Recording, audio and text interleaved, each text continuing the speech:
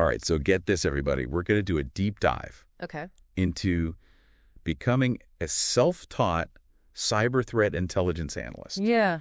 Like, how do you even do that? And we actually have this document. It's pretty amazing. It's got tons of resources in it for, how to basically become a CTI expert. I mean, I think navigating the world of CTI by yourself can be a little bit like wandering through a jungle. You know what I mean? Totally, yeah. Without a map. But with the right kind of guidance and the right tools, it's possible to carve a path to success. For sure. And that's exactly what we're going to try to do today in this deep dive. Sort of be your guide, or at least give you a boost to getting started. And, it's interesting how much CTI has really become super important these days in the digital landscape. It's essential now. It's absolutely essential. I mean, we're talking about, like, understanding adversaries, their tactics, and basically learning how to protect ourselves and, organizations. Yeah, like understanding who the bad guys are and how to stay safe. Totally.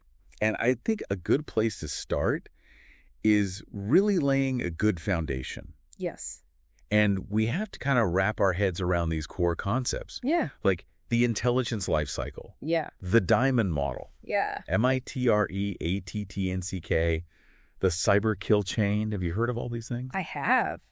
It's funny because these are things that when you first encounter them, they sound very intimidating. Right? Oh, yeah, absolutely. But once you dig into them a little bit, you realize they're actually pretty simple concepts, and they're really just frameworks to help you think about problems. Yes. And so I view these frameworks as like the blueprints for building a strong CTI skill set. Okay. It gives you that structured approach to analyzing threats instead of just chasing shadows, I guess you could say. Yeah, no, totally. Because otherwise you're just going down these rabbit holes. You don't even know where to start. You don't know what's a real threat and what's not a real threat. Yeah, you need to prioritize. Right. Yeah. You have to prioritize. And you need some kind of a framework to help you do that. Yeah, that makes total sense. And what's really cool is there's this project called CTI Fundamentals Curated Intel that acts as a perfect starting point. Really? So it breaks down these complex concepts that we were just talking about into like bite-sized pieces, so they're much easier to digest. Nice. Okay, cool. Yeah. So once you have those fundamentals down, where do you go next? Well, now you're ready to enter the adversary landscape. Okay. Buckle up. Uh-oh. Because it's a jungle out there. Yeah. But no, for real, it can be very overwhelming to see the sheer number and variety of threat actors. Like, where do you even begin? Yeah, it's true. There's so many. There are so many. It's like trying to learn a new language, but everyone's speaking in code. Yes. How do you crack the code? It's almost like you need like a Rosetta Stone. Yeah. Like a CTI Rosetta Stone. Right. That'd be nice. That's what we need to invent. We do. But in the meantime, there's this awesome resource called Eternal Liberty GitHub. And it's like a CTI dossier. It's packed with info on these various threat groups, their aliases, some of their signature moves. And once you start to see kind of like the patterns that emerge, you'll start to understand how different actors operate. So instead of just seeing a bunch of random attacks happening, you kind of start to connect the dots and say, oh, this looks like something Fancy Bear would do. Exactly. Yeah, this has got Dragonfly written all over it. Got it. Okay, that's super helpful. So once we kind of have a handle on who the players are in this landscape, where do we go next? Well, and by the way, always remember that CTI is a constantly evolving field, so you have to keep learning. Just when you think you've got it all figured out, some new threat group will pop up or they'll change their tactics, and you've got to stay ahead of the game. Totally. So never stop learning. Yeah. So speaking of having to learn and stay on top of things, let's talk about those RFIs. Those requests for information that I feel like every CTI analyst has to face at some point. Right. I think of RFIs like, imagine you're a detective, right? Okay. And someone comes to you with a case. They need answers fast. Yeah. And they're relying on your expertise to, crack the case. RFIs are kind of like that. Right. They're coming from internal stakeholders or external partners sometimes. Sure. And you need to be able to provide these clear, actionable reports, but based on solid research. So it's not just about having the information in your head. You had to be able to, communicate it effectively to other people who may not be as technical. You've got to be a storyteller in a way. Yes, a CTI storyteller. It's a CTI storyteller. That's good. I like that. But the good news is that there's some great resources out there to help you kind of hone this skill. The CTI Analyst Challenge kind of throws you right into the fire. simulates real-world RFI scenarios. Oh, nice. And then there's this blog called Strengthening Proactive CTI that offers some really, really insightful tips on how to craft those impactful reports. Awesome.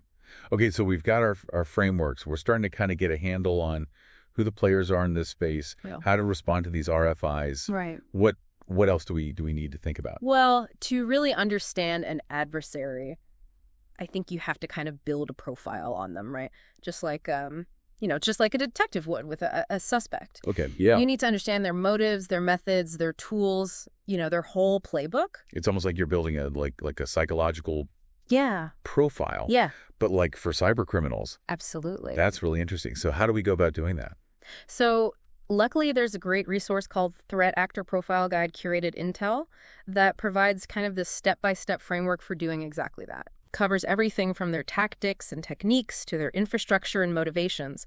So you'll basically be able to create these really detailed dossiers that would make, Sherlock Holmes envious. Nice. So with this tool, we can actually create like a physical, like almost like a board with string and pictures. You got it. I mean, maybe not physical, but you know what I mean. Yeah. Like a mind map. Yeah, exactly. Okay. Very cool. What other resources can help with building out these threat actor profiles? Yeah, so there's a couple others. Adversary Intelligence Bushiduke GitHub is a repository that has just a wealth of information. And there's a great blog called Tracking Adversaries that offers some really interesting insights into how to monitor their activities online. It's like having a virtual stakeout on their digital hideouts. Wow. Okay, cool. So it's like we're piecing together this giant puzzle. We have all these different pieces. We're learning about the frameworks. We're getting to know the adversaries. Yeah. What comes next? Well, now it's time to understand the bigger picture, right? Okay. The threat landscape. Okay. So we're going from the individual bad guys to kind of like the overall weather forecast. Yeah. What's the cyber weather forecast look like? What storms are brewing? Okay. Got it. What areas are most at risk? That makes sense. Yeah. So what are some resources that can help us do that? So monthly CTI reports, Bushiduke GitHub, is a fantastic resource. Okay. And these reports give you like a regular pulse check on what's new, what's trending, what are the new threats, and how are things evolving. Awesome. Okay, so if I just read these every month, I'm like a threat landscape expert. Pretty much. Yeah. But, if you really want to go deep, the CTI Research Guide Curated Intel GitHub is awesome. It walks you through the process of creating your own threat landscape reports. Wow, that's cool. Tailored to your own specific needs. Yeah. That's if you really want to get into it. Wow, that's amazing. Okay, so we've got our own CTI research lab now. Exactly. We're learning how to do this. This is awesome. But we're not just passively observing the threat landscape, are we? We actually have to be proactive. We do, yeah. Right. CTI is all about action. It's about hunting for those hidden threats before they strike. Okay, so we're talking about threat hunting. Threat hunting. Ooh, I like that. Yeah, it's fun. It sounds very adventurous. It is, and I'll tell you what, there's a couple of great resources for that. Okay. Threat hunting resources, Bushiduke GitHub. It's like an amazing toolkit for budding threat hunters. All right. Packed with techniques, tools, and for those brave enough to go even deeper, malware analysis resources, Bushiduke GitHub, is a must-have. Okay. Awesome. So we've covered a ton of ground. We've got these foundational frameworks. We're starting to get to know this adversarial landscape. We're working on our RFI response. Yeah. We're learning how to be threat hunters. Right. Is there anything else that a budding, self-taught CTI analyst needs to know? Yeah, there's one more crucial aspect we should talk about. Brand monitoring. So think of it like having eyes and ears everywhere, making sure no one is bad-mouthing your organization or planning a sneaky attack. Okay. So it's not just about protecting the systems and the data. It's also about protecting the reputation of your organization. Exactly. Okay. You want to be the first one to know if someone is, spreading misinformation or launching a phishing campaign against your company. Got it. Yeah. Okay. So what are some tools and resources that we can use to do this? Oh, there are some amazing resources. Security News Bushiduke GitHub is a great one. Okay. Helps you kind of keep tabs on what's happening in the security world. Darknet Resources Bushiduke GitHub kind of gives you a peek into the dark corners of the internet. And then Deep Dark CTI GitHub offers some tools for monitoring those hard-to-reach places where cyber criminals like to lurk. Okay, so you're saying we actually have to go to the dark web Well, I mean, not literally, but we can use these resources to kind of get a glimpse into what's happening there. You know, it's like going undercover in the cyber underworld. Yeah. Okay. Just to gather intel. You're not doing anything illegal. Don't worry. Yeah. Man, no, that makes sense. And speaking of unexpected places to gather intel, you know, some CTI professionals are actually using Discord servers. Ooh, right. Yeah. The chat app. Yeah. As their threat intelligence dashboards. Oh, we never would have thought of that. Yeah, it's becoming more popular. Okay. Interesting. So we're talking about using all these different tools, different platforms, just to make sure we're constantly keeping an eye on what's being said about our organization. Right. And any potential threats that might be coming our way. Exactly. It's all about being proactive. Okay. Awesome. But before we get too carried away with our little detective work, we need to talk about these things called indicators of compromise, or IOCs. Yes, IOCs. Yeah. Crucial in threat detection and response. Yeah. Think of them like digital breadcrumbs. So, like, if a burglar broke into a house, they might leave behind fingerprints, footprints, a stray hair maybe. Okay. Right. Investigators would use those clues to track them down. Yeah. IOCs are like that, but in the digital world. So we're talking about things like suspicious IP addresses or malicious file hashes or unusual login patterns. Exactly. And we've got some fantastic resources for learning how to collect those breadcrumbs, how to analyze them, and how to actually leverage them. IOCs feeds Bushido GitHub, and IOC's vetting Bushido GitHub. Great places to start. Wow. Okay, so we really need to up our digital forensic skills if we want to. It's like CSI Cyber. Yeah, be able to track these breadcrumbs. It is. And if you want to kind of test your IOC knowledge, there's even a fun little quiz called CTI quiz Bushido GitHub. Awesome. Okay, so we've learned so much. We're like in CTI boot camp. I know. It's a lot. I need a break. Yeah, let's pause for a minute. Let's pause for a minute, catch our breath, and then we'll come back for part 2. Sounds good. All right. See you soon. See you soon. All right. Welcome back, everyone. So before we took a little break there, we were learning about IOCs, like those digital breadcrumbs. Right. Those little clues that can help us uncover malicious activity. Exactly. Super important. But you know what else is super important? What's that? Understanding vulnerabilities. Ah, yes. Because even if we have the best threat intelligence in the world, if our systems are like full of holes, we're still going to get hacked. Right? Yeah, you're still vulnerable. It's like having a really sophisticated alarm system but leaving all your windows open. Totally. Burglars just going to waltz right in. So that's where vulnerability management comes in, and also attack surface scanning. Okay, so explain that to me. Like, what exactly is vulnerability management, and how does that fit into this whole CTI puzzle? All right, so vulnerability management is all about identifying and then mitigating weaknesses in your systems. And think about it. Software is constantly being updated, and with each update, there's a chance that new vulnerabilities pop up. So CTI teams play a vital role in this because they help prioritize patching efforts. Okay. Based on what the bad guys are actually targeting. So instead of just randomly patching every single vulnerability, we're using CTI to figure out which ones are actually important, the ones that we really need to focus on. Yeah, exactly. It's about being strategic. Yeah. You can't just patch every single thing. You've got to prioritize. Right, because you don't have unlimited resources. Exactly. You got to use your time and resources wisely. That makes sense. Are there some good resources that you know of for getting started with this? Yeah, actually there are. So there's vulnerability resources, Bushido GitHub. It's a great starting point. Okay. It's like a vulnerability encyclopedia. All the latest exploits, how to mitigate them. It's a good one to have in your back pocket. And then there's this presentation called Practical Vulnerability Intelligence Talk. And this one, it's great because it goes beyond just the technical stuff. It really explores how to actually use vulnerability intelligence to make a difference in your organization. Cool. Okay. They're really practical, real-world stuff. I like that. Practical is always good. And then let's say you want to actually, scan your own organization's attack surface for vulnerabilities. There's this really cool resource, collection of Shodan queries, Bushido GitHub. What is Shodan?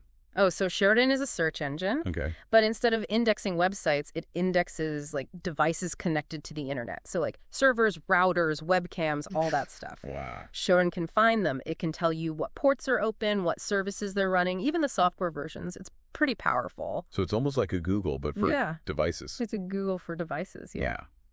That's kind of scary. It is a little bit scary, but it can also be really helpful. Right. Okay, so how do we use that for CTI then?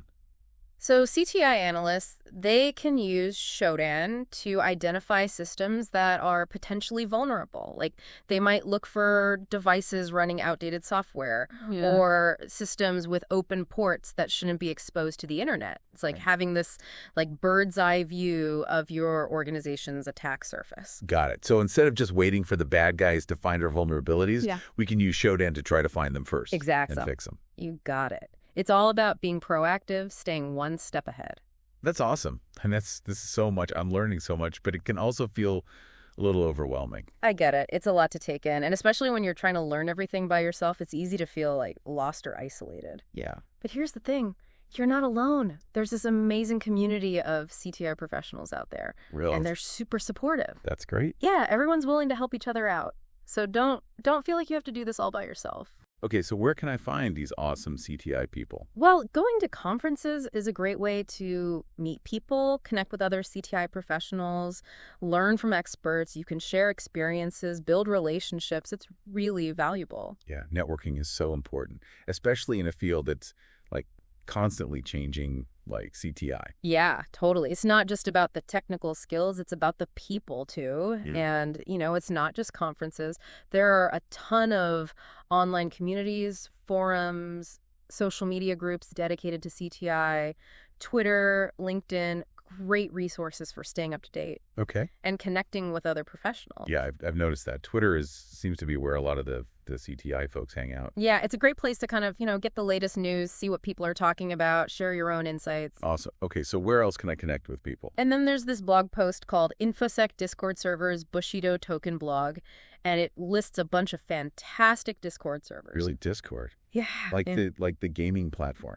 I know, right? Yeah. But they're really great for connecting with other CTI enthusiasts. Okay. You can ask questions, share insights, and just, vent about those frustrating moments that every CTI analyst faces. Nice. Okay, so I gotta join some Discord servers. You do. But, before we all run off and start spilling all our CTI secrets, there's something important we need to be mindful of. What's that? Operational security, or OPSEC. Okay, remind me. What is OPSEC? And why is it so important in this CTI world? Yeah, so OPSEC is all about protecting sensitive information, making sure it doesn't fall into the wrong hands. Because think about it, if we're sharing, details about vulnerabilities or attack tactics, we don't want that info to be used by, malicious actors. Right, we don't want to make their job easier. Exactly. So how do we make sure we're being responsible and not, accidentally giving away the keys to the kingdom? Yeah, that's a good question. Well, there's this framework called the Traffic Light Protocol, or TLP. And it helps us classify information based on how sensitive it is. It's like this color-coded system. Okay. So red means stop, don't share this with anyone. Okay. Yellow means proceed with caution, share only with, trusted individuals. Got it. And green means go ahead, share it freely. So it's like a traffic light for information sharing. Exactly. The TLP is an essential tool for any CTI professional, if you want to collaborate and share information responsibly. I like that. Easy to remember. Yeah. Red light, green light. Exactly. Okay, this is all such valuable information. I'm starting to feel like a real CTI detective. You are. You're getting there. Piecing together these clues and uncovering secrets. It's really cool. But there's still one question I have. Okay, what's that? We've talked about frameworks, resources, communities, OPSEC.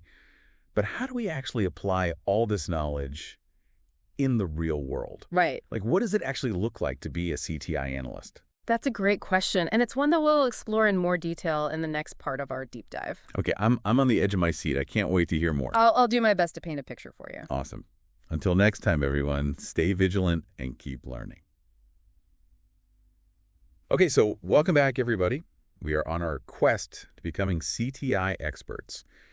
And we've covered a lot, everything from those basic foundational frameworks to threat hunting to OPSEC. It's been a wild ride. Yeah, totally. It has.